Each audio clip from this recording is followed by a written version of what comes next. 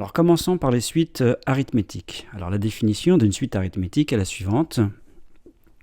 Pour tout n d'un grand N, la différence entre deux termes consécutifs est constante. Je veux dire C. Alors cette constante, on l'appelle R, c'est la raison de la suite arithmétique. R la raison. Et on dira que U0, c'est le premier terme. Donc ça veut dire que si on part d'un premier terme que je note U0, pour passer au suivant, chaque fois, on ajoute R. On ajoute R. Donc ça, c'est la définition d'une suite arithmétique. Et il faut utiliser cette définition si on veut démontrer qu'une suite est effectivement arithmétique.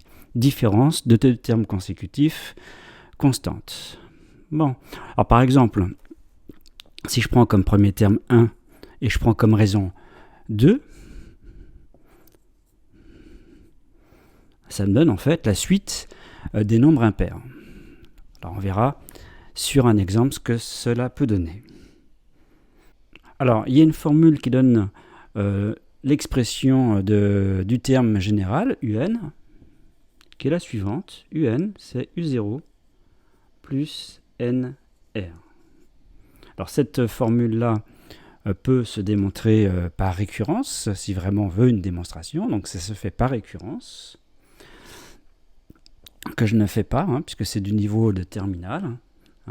Et il y a une formule plus générale, c'est UN égale UP plus N-P R. Si vous avez deux entiers N et P, N plus grand que P, vous obtenez l'expression du terme UN en fonction de UP, par cette formule-là.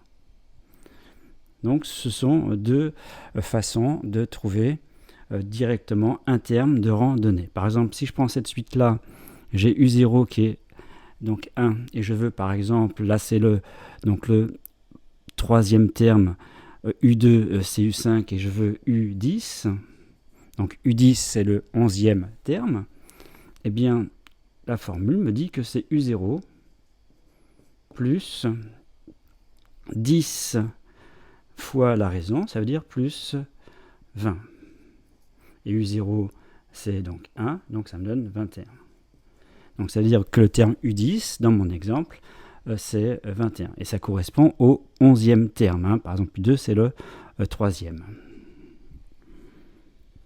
Une autre formule utile également sur les suites arithmétiques, c'est la somme des termes consécutifs. Donc si je fais Sn, la somme des termes consécutifs d'une suite arithmétique, alors il y a une formule générale qui est nombre de termes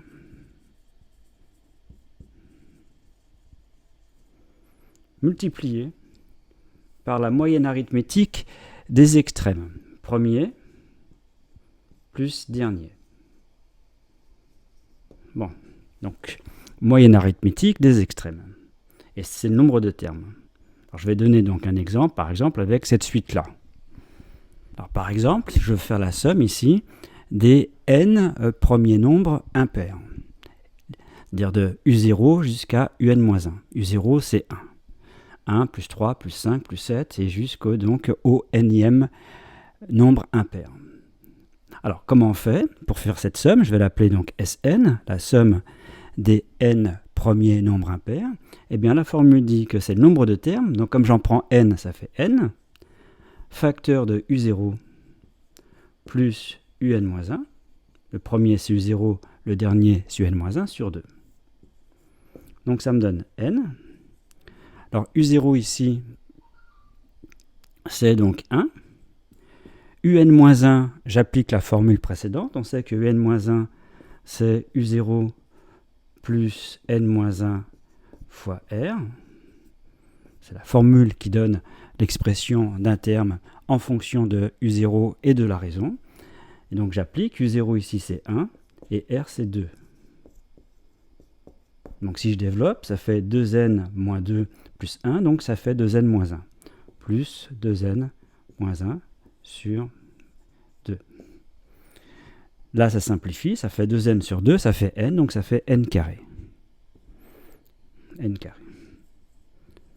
Donc j'obtiens en fait une formule qui est assez jolie, on va dire, qui dit que la somme des n premiers nombres impairs, c'est exactement n carré, donc c'est un carré. Alors on peut le vérifier, hein, si je fais 1 plus 3, ça fait 4, ça fait bien 2 au carré. Si je fais 1 plus 3 plus 5, ça fait 9, ça fait bien 3 au carré. Et si je fais 1 plus 3 plus 5 plus 7, on fait le calcul, 8, 9, 16, ça fait bien 4 au carré. Donc voilà une petite conséquence immédiate de cette formule qui donne la somme. Donc je résume pour les suites arithmétiques. La définition, différence entre deux termes consécutifs et constante. L'expression d'un terme en fonction d'un autre, c'est un égale up plus n moins p fois r. R, c'est la raison, hein, ce qu'on appelle la raison de la suite arithmétique. Et la somme des termes consécutifs d'une suite ici arithmétique, c'est le nombre de termes multiplié par la moyenne arithmétique des extrêmes, le premier et le dernier. Maintenant, on va passer aux suites géométriques. Alors, pour une suite géométrique, la définition, c'est on passe d'un terme au suivant en multipliant, cette fois-ci, par un même nombre, par une constante. Donc, c'est ici par la multiplication, chaque fois par la même chose pour passer d'un terme au suivant. Bon, si on appelle encore une fois Q la raison de la suite géométrique. Alors, par exemple, si je pars de U0, je multiplie par Q pour avoir U1, je remultiplie par Q pour avoir U2, etc. Alors je suppose la raison non nulle, parce que si la raison est nulle, ici, si on part d'un terme U0, après on a 0, donc après tous les termes à partir de U1 sont nuls. Donc on prend une raison non nulle. Donc si la raison non nulle, pour démontrer qu'une suite est géométrique, alors on suppose U0 également non nul, et Q non nul, parce que si pareil, si U0 valait 0, eh bien tous les termes seraient nuls. Donc ici, en général, on suppose U0 et Q non nul, et dans ce cas-là, pour démontrer qu'une suite est géométrique, il faut démontrer que cette fois-ci, c'est le quotient un plus 1 sur n, c'est une constante. Cette constante, c'est donc Q. Donc ça, c'est une méthode pour démontrer qu'une suite est géométrique. Alors oui, il y a une expression directe qui donne un en fonction de n. Ben là, l'expression, c'est un égale u0 fois q puissance n. u0 fois q puissance n. Et de façon générale, si je prends up, c'est up fois q puissance n moins p. Donc ça, c'est une formule qui donne un terme en fonction d'un autre. Par exemple, en fonction du premier, et donc de la raison, Q. Donc on pourra utiliser l'une ou l'autre. La plupart du temps, on prend celle de la première, ou on prend U1 fois Q puissance N-1. Alors par exemple, si je prends cette suite géométrique qui consiste à partir de 1 et à chaque fois multiplié par 1,5, donc c'est bien une suite géométrique, eh bien j'ai UN. Alors UN, ici, si je prends UN, comme je commence par U0, UN c'est le n plus 1e terme. Donc UN, ça sera donc U0, ça veut dire 1, fois Q puissance n. Donc c'est 1,5 puissance n. Ça c'est le n plus 1e terme. Bon, ça c'est un exemple qui me donne directement un terme donné d'une suite géométrique. Alors maintenant, si je veux la somme des termes consécutifs d'une suite géométrique, en démarrant en prenant U0 comme premier terme, on pourrait prendre autre chose qu'U0 comme premier terme, mais si on prend U0, ça fait U0 facteur de 1 plus Q jusqu'à plus Q puissance n. Alors ça, cette formule-là, il n'y a rien dans cette formule, puisque j'ai simplement remplacé U0, c'est par U0, en U1 par U0 fois Q, etc., et UN par U0 fois Q puissance n.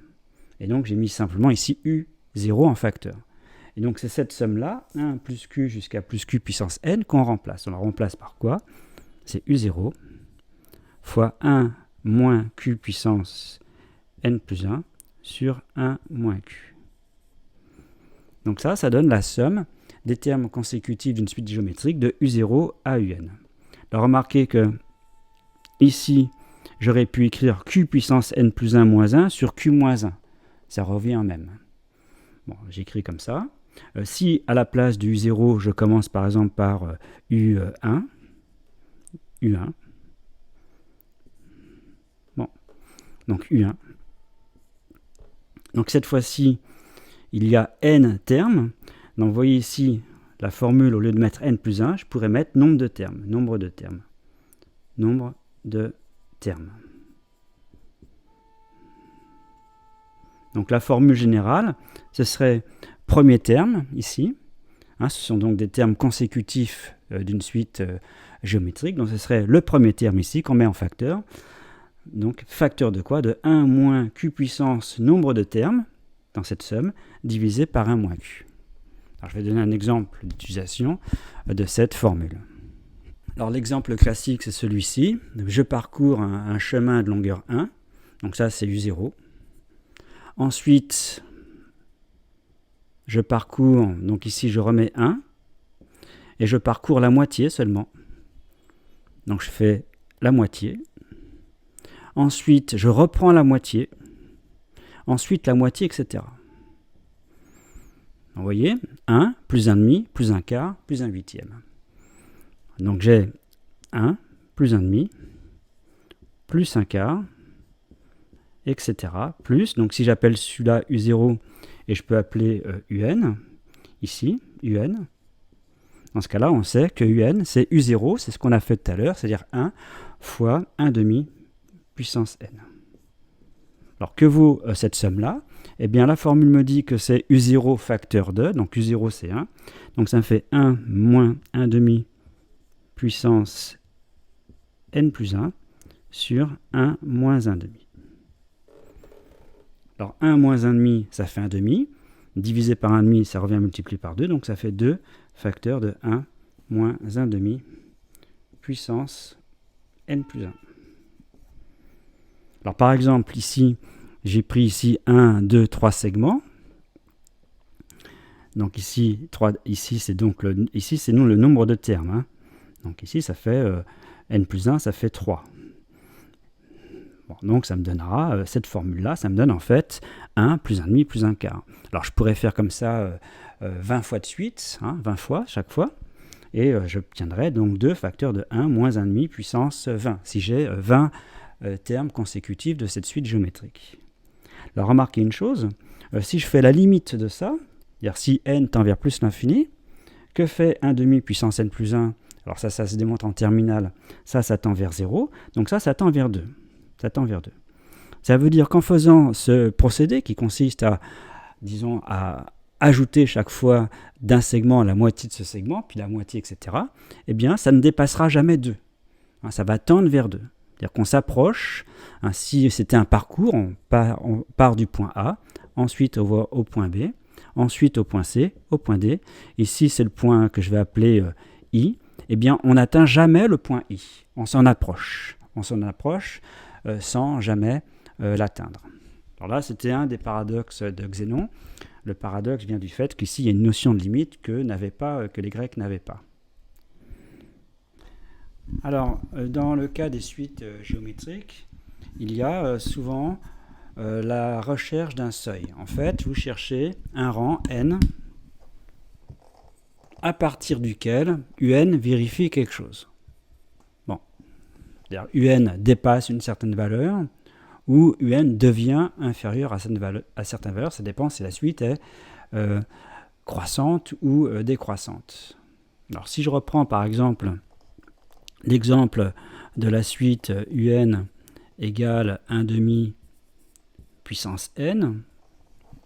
Donc là, c'est une suite qui est décroissante. 1 demi, 1 quart, ça se démontre. Pour démontrer qu'elle est décroissante, eh bien, c'est simple. Il suffit de faire un plus 1 sur un. Et ça, on sait donc c'est la raison, c'est donc 1 demi. Et donc déjà, premièrement, c'est strictement positif, et donc c'est inférieur à 1, puisque c'est égal à 1 demi. Et donc vous en déduisez que un plus 1 est plus petit que un. Vous remultipliez par un, puisque un est strictement positif, vous ne changez pas le sens, donc vous avez ça. Donc vous avez ici une suite qui est décroissante. Elle est décroissante et elle tend vers 0. Donc si ça décroît vers 0, ça démarre par la valeur 1, donc à un certain moment, ça va être inférieur à, par exemple, 0,0001. Donc UN va devenir inférieur à 0,0001. Bon. Donc ça, c'est ce qu'on appelle un seuil. On cherche le rang n à partir duquel tous les termes deviendront inférieurs à ça. Donc comment on fait? Eh bien, on écrit ce qu'est UN. UN, c'est 1/2 puissance n, inférieur à ça. Et là, on passe au log. Donc le passage au log permet d'obtenir ce seuil. Donc si on fait un log, ça fait log de 1/2 inférieur à ça. Log de 1/2, c'est un nombre qui est négatif, parce que 1/2 c'est plus petit que 1, donc quand on divise par log de 1/2, il faut changer ici le sens de l'égalité. Donc ça fait, ici, j'ai passé un log, donc ça fait log de 0,001, pardon, et donc ça fait log de 0,001 divisé par log de 1/2. Bon. Alors, ça c'est un nombre qui est positif, parce que log de ça c'est négatif et log de ça c'est négatif. Donc il suffit de faire avec la calculatrice de calculer ce nombre-là. Alors on trouve 9,97. Donc le premier entier c'est n égale 10. Donc en fait, pour tout entier n supérieur ou égal à 10, on a un qui sera plus petit que 0,01. Donc ça c'est ce qu'on appelle un seuil. Alors maintenant, je fais la même chose avec la somme. Ici, toujours avec la suite géométrique de premier terme 1 de raison 1/2. Et on sait que la somme, Sn, c'est de U0 jusqu'à donc Un. C'est donc, on a fait le calcul, c'est 2 facteurs de 1 moins 1/2 à la puissance n plus 1. Alors cette suite, à la différence de l'autre, c'est qu'elle est croissante, puisque chaque fois on ajoute un terme positif supplémentaire, et on sait que ça tend vers 2. Donc au début, si je fais U0, on a 1, et ça va tendre vers 2, donc à un moment donné, ça va dépasser n'importe quelle valeur proche de 2, inférieure à 2. Par exemple, ça va dépasser 1,999. Donc on peut se poser la question, à partir de quelle valeur de n, ça va dépasser 1,999, puisqu'on sait qu'elle est croissante et que ça tend vers 2, donc ça dépassera ce nombre-là à un certain moment. Donc il suffit de faire cette équation, donc 2, donc je développe ici, ça fait 2 moins 2 fois 1/2 puissance n plus 1, ici supérieur à 1, alors ce que je fais, je transpose ça, et je transpose ça. Donc ça fait 2 fois...